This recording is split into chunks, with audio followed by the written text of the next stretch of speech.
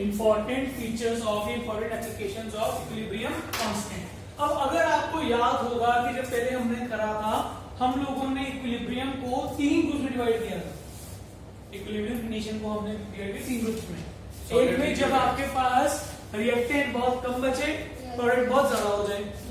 एक में आपके दोनों कंपेरेबल हो, एक में रिएक्टेंट बहुत ज्यादा, प्रोडक्ट बहुत कम बच जाए। तो पहला आपके पास एप्लीकेशन वही है कि एक्सटेंट ऑफ रिएक्शन, कि to predict the extent of reaction. अब ये जो एक्सटेंट है ये आपके पास ऑब्जर्व है, ठीक है, मतलब जो आपने एक्सपेरिमेंट किया उनके हिसाब से है, इसमें कोई वो नहीं है कि ऐसा क्यों है कि इतनी ही पर्टिकुलर वैल्यू के ऊपर क्यों है। ये हमारा सारा का सारा क्या है, एक्सपेरिमेंटल डेटा है।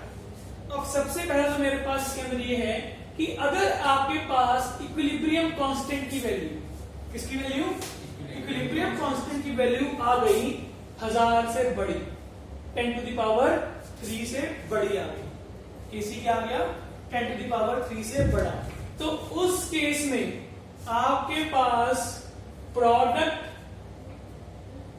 फॉर्म आर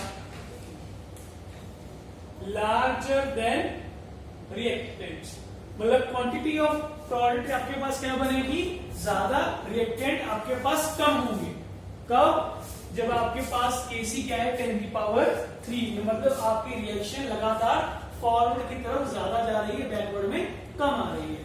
अगर आपके पास दूसरा केस में क्या आएगा, 10 टू द पावर -3 और 10 टू द पावर 3 के बीच में क्या हुआ, आपका केसी हुआ। किसके बीच में, 10 टू द पावर -3 से 10 टू द पावर 3 के बीच में हुआ। उस वक्त both are comparable, both are मतलब आपके पास एक कंपेरेबल रिएक्टेंट और प्रोडक्ट से क्वांटिटी बनेगी। लास्ट पॉइंट क्या होगा, जब 10 टू द पावर -3 से कम चला जाए, जब भी क्या आ जाए, Kc is less than 10 to the power -3, उस केस में आपके पास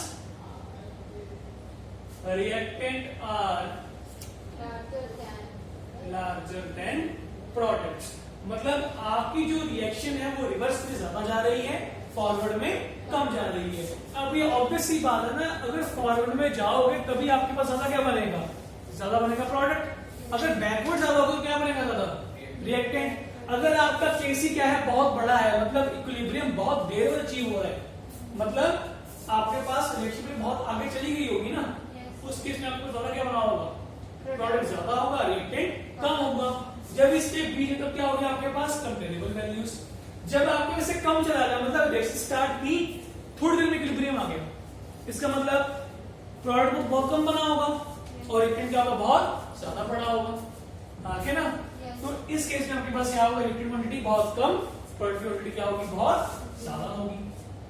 आई बात समझ में। तो ये आपके पास सबसे पहली एप्लीकेशन है, किस तरीके से आप किसी भी क्वेश्चन के अंदर ये फाइंड कर सकते हो कि कौन से में आपके पास प्रोडक्ट ज्यादा बनेगा, किसमें आपके पास रिएक्टेंट ज्यादा बनेगा, ठीक है।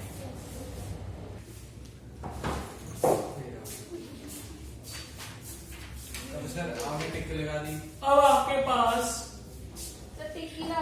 नेक्स्ट आपके पास जो सेकंड पॉइंट है इसके अंदर एप्लीकेशन, वो आपके पास है to predict the direction of reaction, to predict the direction of reaction. अब मान लो कि आपके पास कोई सर्टेन पॉइंट पे इक्विलिब्रियम पहुंच गया, ठीक है, आपने वहां से केसी निकाल लिया, आपके पास कोई सर्टेन पॉइंट इक्विलिब्रियम पहुंच गया, आपको उसका केसी पता लग गया। अब मैं क्या करता हूं, मैं आपको उसी एक्सपेरिमेंट का, मतलब वही सिचुएशन दोबारा करवाते, लेकिन अब हम इक्विलिब्रियम से, इक्विलिब्रियम पहुंचने से पहले जानना चाहते हैं कि वो कहां पे जाएगा। इक्विलिब्रियम पहुंचा नहीं है अभी, मान लो इक्विलिब्रियम पहुंचना है आज से 10 सेकंड बाद, ठीक है। मैंने क्या किया, t = 5 सेकंड्स में चेक कर रहा हूं कि क्या मेरी रिएक्शन इक्विलिब्रियम पहुंचने के बाद फॉरवर्ड जाएगी या बैकवर्ड ज्यादा जाएगी, मतलब इक्विलिब्रियम में आपके पास ज्यादा क्या होगा, प्रोडक्ट ज्यादा होगा या फिर रिएक्टेंट ज्यादा होगा। उस केस में हम लोग इक्विलिब्रियम कांस्टेंट जैसा ही एक और चीज फाइंड आउट करते हैं जिसको हम बोलते हैं कोशेंट प्रोडक्ट। जिसको क्या बोलते हैं? Quotient product, called as QC, called as QC. QC is just same as equilibrium constant Kc. QC क्या है? बिल्कुल सेम है इक्विलिब्रियम कांस्टेंट Kc से। मतलब मान लो कि आपके पास रिएक्शन है x plus y gives z plus m। आपके पास रिएक्शन है, आपने इसका Kc फाइंड आउट कर लिया, जो आपके पास क्या आया? z की पावर z, m की पावर m, x की पावर x, y की पावर y। ये आ गया। अब मैंने आपको मान लो कि ये आपके पास कुछ t equal to t second का आया। अब मैंने आपको बोल दिया कि उसके पहले t सेकेंड पहुंचने से पहले अगर इक्विलिब्रियम अचीव हो जाता, मान लो यहां पे इस केस में equilibrium achieved at t equal to t second, ठीक है। if equilibrium was achieved at t equal to t dash second, अगर इक्विलिब्रियम t सेकेंड ना होके जिस पॉइंट पे इक्विलिब्रियम अचीव हुआ है उस पे ना होके उससे टाइम के बाद या उस टाइम से पहले अचीव हो जाता, तो उस केस में आपके पास रिएक्शन का जो डोमिनेंस है वो फॉरवर्ड होता है, फिर बैकवर्ड में ज्यादा होता। मतलब आपके पास जो इक्विलिब्रियम की वैल्यू है वो कहां पे होती? टूवर्ड फॉरवर्ड या टूवर्ड बैकवर्ड कहां पे होती? तो इस पॉइंट पे मान लो आपके पास सेम ही रिएक्शन है, y gives z plus m। अब इस पॉइंट पे आपके पास इक्विलिब्रियम तो अचीव हुआ नहीं है, लेकिन आप मान रहे हो शायद अगर यहां पे होता, तो यहां पे जो आप फाइंड करोगे उसको क्या लिखोगे? QC लिखोगे। क्या लिखोगे आप? QC, क्योंकि यहां पे फाइंड कर रहा हूं, यहां पे अचीव हुआ नहीं है, यहां मैं सोच रहा हूं कि अगर होता तो वहां पे क्या होता। तो अगर आपके पास QC यहां से क्या आ जाएगा? सेम ही आएगा। QC आपके पास क्या आएगा? सेम ही आने वाला है। लेकिन अब इस केस में आपके पास जो कंसेंट्रेशन है वो क्या होंगी? डिफरेंट होंगी। यहां पे आपके पास क्या होंगी? कंसेंट्रेशंस डिफरेंट। मान लो कि इसके पास आपके पास यहाँ पे a 0 स्टार्टिंग में, यहाँ पे a/2 a रह गया, हाफ हो गई रिएक्शंस। मान लो लेकिन यहां पे आपके पास a/2 से कम रह गया, a/3 हो गया। इक्विलिब्रियम जगह हिल गया ना, मैं कोई और पॉइंट में इक्विलिब्रियम मान रहा हूं। अब चाहे पहले चाहे बाद में, पहले होगा रिएक्टेंट कम कंज्यूम होंगे, बाद में आपके रिएक्टेंट ज्यादा कंज्यूम हो जाएंगे, हाँ के ना। तो उस केस में आपके पास ये क्या हो जाएंगी? Change concentrations. उस कारण से आपके पास Kc भी क्या हो जाएगा? चेंज। तो उस पॉइंट पे मैंने क्या मान लिया? कोई QC मान लिया आपके पास कोशेंट प्रोडक्ट, कि जहां पे इक्विलिब्रियम अचीव नहीं हुआ, जहां मैं सोच रहा हूं कि अगर होता तो क्या होता। अब यहां पे आपके पास बनते हैं 3 केस।